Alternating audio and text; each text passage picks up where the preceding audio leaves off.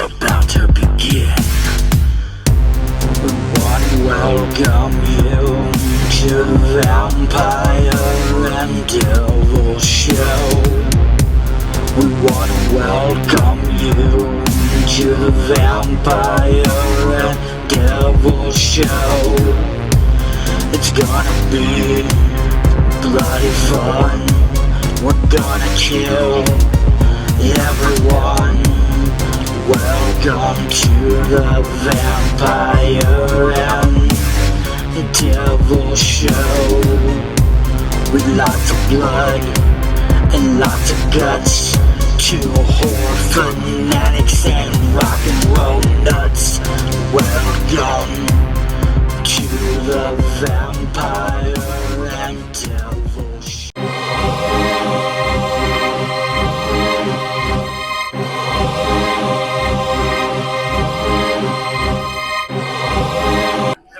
All right, what's up, Fangs? It is so great to see you guys as always. Again, you are back with Vampire and Devil. I'm Vampire. He is Devil. They are the Demons. Night of the Demons is joining us right now. You are double. We are triple trouble now. We're triple trouble now. Absolutely. We are very, very honored and pleased that you're giving us a little bit of your time. But for any of the Fangs, whether they're Fangs of Night of the Demons or just Fangs of horror movies, please introduce yourself and who you were in Night of the Demons for us. I'm Amelia Kincaid, and I had the pleasure of not necessarily just killing everybody, but possessing them so that they never die. And a few, very, very chosen few, amazing people actually got away. And here's one of them who escaped and is alive to talk about it this very night. Hello, everyone. Nice to see all of you. And also nice to be seen. My name is Alvin Alexis. I, of course, played Roger in the movie Night of the Demons, and it was a fantastic time. And it's also great to be here at this festival, and I'm having a great time. And good to see all of you. Hey, how's it going? I'm Hal Havens. I was Stooge, and we're having a great time in Jersey here. These two are mildly creepy, so I'm not really sure what's going on, but this is all Amelia's fault. Yes. And Stooge was more than mildly creepy. One of the most amazingly terrifying possessed monsters in movie history. Oh, yeah. Sure. Pig nose and all. No, absolutely. And one of the coolest things, about cons, festivals like these, is they allow yourselves, your peers, to see each other again, to, get back together and look back on fond memories, think about the movie or the movies that you did together, depending on how the series is. So it's got to be great, like spending time with each other again, only a few days after putting out the movie to all of us. There you go. Only a few days later. I think one of the most astonishing things about this movie is that it's still out there. We still have fans coming in with tattoos of us on their bodies, and they're bringing in all sorts of amazing artwork that they've created, graphic designs, pins, and statues. And the artists have been so inspired by some of these horror movies. But one of the things people ask us the most often is how the cast got along. And I think we were having fun. Yes. We genuinely liked each other, and we were genuinely having fun.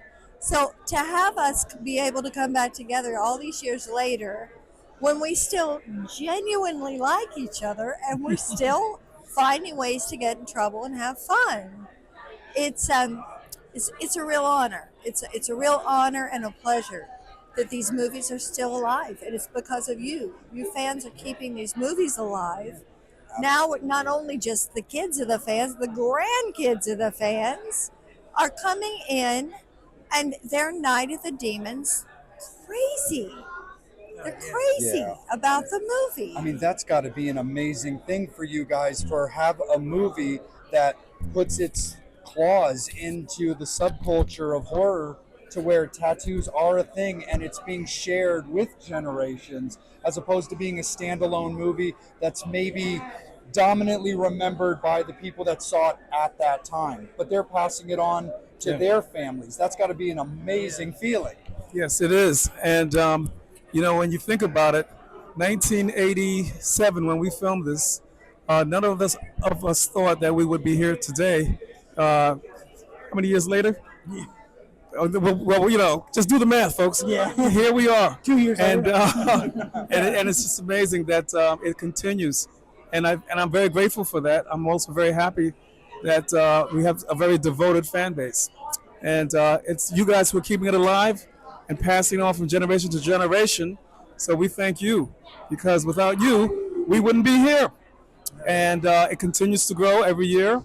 And this is definitely one example of it right here in Edison, New Jersey. We hope to see you guys. For those of you who are planning on coming, we're looking forward to seeing you. But more importantly, thank you for sharing your love of horror films and, of course, supporting our wonderful cast. This film came out in 1988. And when it was released, it was just like a couple of showings here, a couple of showings there. Then, of course, DVD, then VHS or VHS DVD. And all of a sudden, people come up to me and saying, I saw that movie. Weren't you in that movie? I just the other day, I heard that from a kid that lives in one of my buildings. So it's a wonderful thing. And I'm so happy and grateful. Absolutely. Oh, yeah. Al, how about yourself, sir? Well, it's funny that you use the terminology that people are passing it on.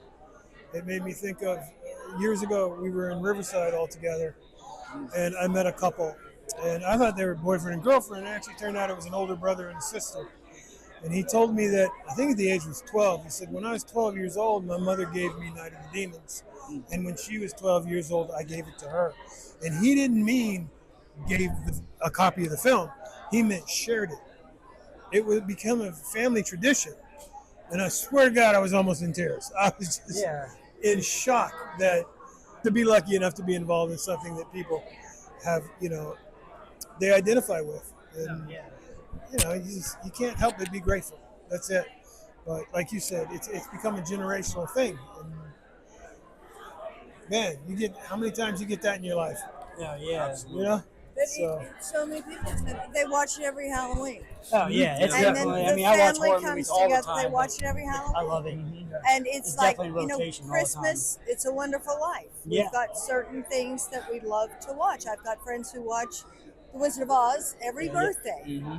And the fact that this has become something that is bringing people together, that's what I love about it. Oh, yeah. I I'm love glad it. it brings us together. Yes, Yeah. yes. Like, you are literally two of my favorite people in the world. You know how I feel about you. Yeah. But so the only time I get to see you guys is here. Yes. So it's awesome. And there's so many different ways to immortalize things as well. You've got bands like 45 Grave that did their song Night of the Demons. Yeah. And it's I didn't know about that. Yeah. there's a lot of- I don't know about that. Yeah. Thank you, 45 Grave. Yeah, 45 Grave. Yep, their song "Night of the Demons." It's fantastic. Oh. When we get done, I'll play it for you. Yeah, we got All right, it. Yeah, cool, you yeah. guys will really like it for sure. Yeah, But yeah. I mean, just different ways to just immortalize and just feel so grateful that you left such an impression on fans in general, whether it's sci-fi, horror, or just people that like really unique styles of movies. And Night of the Demons is definitely its own unique style of movie. Yeah. There's nothing that matches it. Like, it doesn't have like a counterpart where you would see Night of the Demons and maybe think of another movie that's kind of comparable to it. It really is very solid as a standalone franchise, which is one of the things I really love about it. Yeah, yeah. Well, it really was of its time. You Yeah, know what yeah. I mean? That was an era where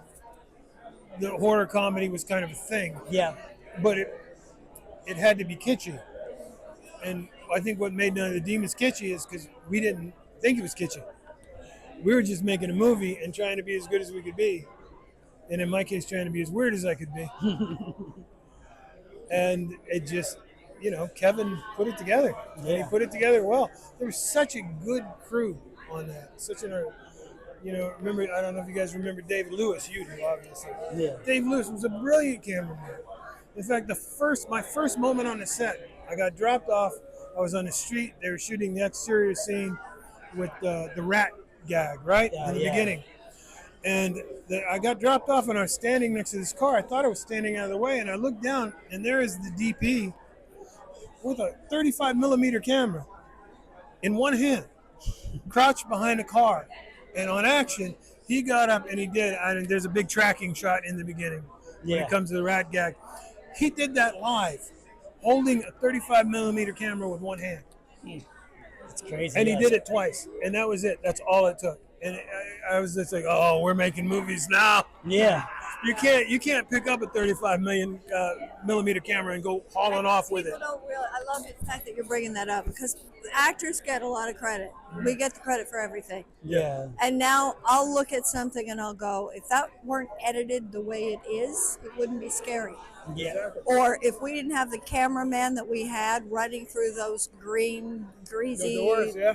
eerie looking hallways, it wouldn't be scary. And it was such a group effort. The way it was edited, the music, the jump scares, every single person who came together to put that together. Not to say we had the guy who was the best special effects artist in the world. Oh yeah. Steve Johnson had Yeah. just won Yeah. the Oscar for Ghostbusters. Yep. And now we're seeing that all that torture we went through because it wasn't fun. It's not fun. It's not fun having stuff glued to your face Yeah, and yeah. being hot slimed and have fangs that Yeah. make your mouth bleed and contacts in both eyes and you're propped up in the corner so that you don't get wrinkles in your dress and you're not allowed to sit down. I mean, we suffered. Yeah. And now, all these generations and years later, it's paying off. Yep. I can't tell you how many tats I see. I see so many tattoos Oh, Oh, yeah. Angela's everywhere. Yeah. everywhere. And I'm like, man, this was a movie that canned my acting career. I made that movie. People say, why did you quit acting? I couldn't get hired. Yeah. We were blacklisted at that point that if you made a horror movie, you will never work again. Yeah. Yeah. Especially at No that one time. will Yeah. ever take you seriously. Yeah. And the truth of the matter is, if you live through that as an actor, you can do anything. Yeah. They could hang you upside down off a cliff and you could act. We weren't in front of a green screen. None of that existed. Yeah. Yeah. It's all There practical. was All no practical. such thing. There Yep. was no such thing.